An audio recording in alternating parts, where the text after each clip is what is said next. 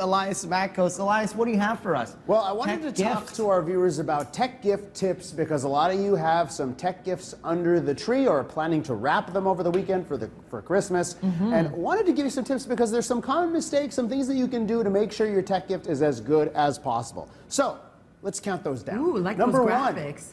Update those consoles. If you're giving, a Wii U, an Xbox One, a PS4, all of these consoles, they're absolutely fantastic. You give it to your kid, and then Christmas Day they open it up, and they have to sit there for 5 hours as it downloads and installs the update. Right. And all of these consoles are requiring these updates. This is not something you can, you don't have to do it. What happened to the days of Super Nintendo where you just plugged it in and you That started was playing? 20 years ago. Unfortunately, it's not like that anymore. So you've got to make sure, if you've got kids, you want them to play on Christmas Day, and you don't want them to sit around. Take it out of the box, right? Take it out of the box, plug it in, do those updates. Also, just make sure the thing works. That's always a smart thing if you're giving your kids a console. Number 2, pre-charge those batteries. All of these same consoles, all of your electronic devices, they don't come charged. So you're going to give a great gift that you're going to be excited about. Oh, I've got to plug it in, and then wait for 3 hours for it to charge. So plug those things in, then put it back in the box, charge, so your kid can play right away. Children notoriously not patient. Well, especially not on Christmas Day with a new toy. Yeah. Absolutely. And then here's another one.